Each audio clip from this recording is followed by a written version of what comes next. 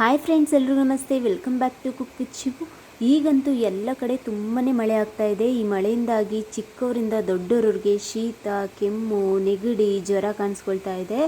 ಎಷ್ಟೋ ಜನರಿಗೆ ಮನೆಯಿಂದ ಹೊರಗಡೆ ಬರೋಕ್ಕೆ ಸಾಧ್ಯ ಆಗ್ತಾ ಇಲ್ಲ. ಇಂಥ ಪರಿಸ್ಥಿತಿಯಲ್ಲಿ ಮನೆಯಲ್ಲಿರುವಂಥ ವಸ್ತುಗಳನ್ನ ನಾವು ಉಪಯೋಗಿಸ್ಕೊಂಡು ಹೋಮ್ ರೆಮಿಡಿಗಳನ್ನ ಮಾಡ್ಕೊಬೇಕಾಗುತ್ತೆ.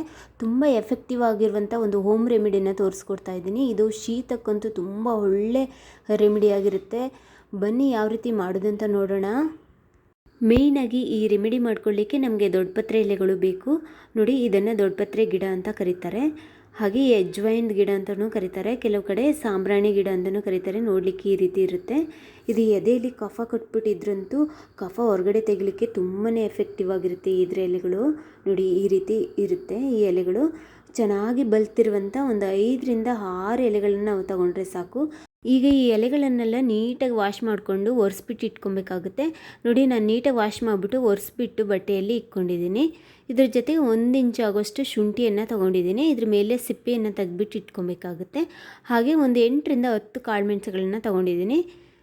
ಕಾಳುಮೆಣಸು ಬೇಕಾದರೆ ಇನ್ನು ಸ್ವಲ್ಪ ಕಡಿಮೆ ಬೇಕಾದರೆ ಸೇರಿಸ್ಕೊಬೋದು, ಚಿಕ್ಕವರಿಗಾದರೆ. ಈಗ ಕುಟಾಣಿಯನ್ನು ತೊಗೊಂಬಿಟ್ಟು ಇದನ್ನೆಲ್ಲ ನೀಟಾಗಿ ಕುಟ್ಕೊಬೇಕಾಗುತ್ತೆ. ಇದರಲ್ಲಿರುವಂಥ ರಸವನ್ನು ತೊಗೊಬೇಕಾಗುತ್ತೆ. ಅದಕ್ಕಾಗಿ ಫಸ್ಟ್ ನಾನು ಎಲೆಗಳನ್ನು ಹಾಕ್ಕೊತಾ ಇದ್ದೀನಿ. ಎಲೆಗಳನ್ನು ಹಾಕ್ಕೊಂಬಿಟ್ಟು ಚೆನ್ನಾಗಿ ಚೆಚ್ಕೊಂಬಿಟ್ಟು ಅದರಲ್ಲಿ ರಸವನ್ನು ತೊಗೊಬೇಕಾಗುತ್ತೆ. ಈಗ ಚೆಚ್ತಾ ಇದ್ದಂಗೆ ಇದರಲ್ಲಿ ರಸ ಬಿಡ್ತಾ ಬರುತ್ತೆ. ನೋಡಿ, ರಸ ಬಿಡ್ತಾ ಬಂದಿದೆ.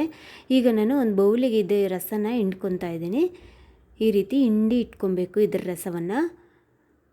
ನೋಡಿ, ನಾನು ಯಾವ ರೀತಿ ರಸ ತೊಗೊತಾ ಇದ್ದೀನೋ ಆ ರೀತಿ ತೊಗೊಂಬಿಡಿ. ನೋಡಿ ಎಷ್ಟು ರಸ ಸಿಗ್ತಾ ಇದೆ ನಮಗೆ. ಇದರಲ್ಲಿ ತುಂಬಾ ರಸ ಇರುತ್ತೆ. ನೋಡಿ, ಇಷ್ಟು ರಸ ಸಿಕ್ಕಿದೆ ನನಗೆ. ಈಗ ನಾನು ಶುಂಠಿ ತೆಗೆದಿಟ್ಕೊಂಡಿದ್ನಲ್ಲ, ಆ ಶುಂಠಿಯನ್ನು ಹಾಕ್ಕೊಂಡು ಚೆಚ್ಕೊತಾ ಇದ್ದೀನಿ. ಇದನ್ನು ಕೂಡ ನೀಟಾಗಿ ಚೆಚ್ಕೊಂಡು ರಸ ತೊಗೊಂಡ್ಬಿಡ್ಬೇಕಾಗುತ್ತೆ. ನೋಡಿ, ನಾನು ನೀಟಾಗಿ ಚೆಚ್ಕೊತಾ ಇದ್ದೀನಿ. ಇದ್ರ ಜೊತೆಗೆ ನಾನು ಕಾಳುಮೆಣಸು ತೆಗೆದಿಟ್ಕೊಂಡಿದ್ನಲ್ಲ, ಅದನ್ನು ಹಾಕ್ಕೊತಾ ಇದ್ದೀನಿ. ಅದನ್ನು ಕೂಡ ನೀಟಾಗಿ ಚೆಚ್ಕೊಳ್ಳಿ ಇದ್ರ ಜೊತೆಗೆ. ನೋಡಿ, ಇದಾಗಿದೆ. ನೋಡಿ, ಇಷ್ಟಾದರೆ ಸಾಕು. ಈಗ ಇದರ ರಸವನ್ನು ಮತ್ತೆ ಇದೇ ಬೌಲಿಗೆ ನಾನು ಹಿಂಡ್ಕೊತಾ ಇದ್ದೀನಿ. ನೋಡಿ, ಇದೇ ಬೌಲಿಗೆ ನಾವು ಹಿಂಡ್ಕೊಬೇಕಾಗುತ್ತೆ. ನೋಡಿ, ಇಷ್ಟಾದರೆ ಸಾಕು. ಇಷ್ಟು ರಸ ಸಿಕ್ಕಿದೆ ನಮಗೆ.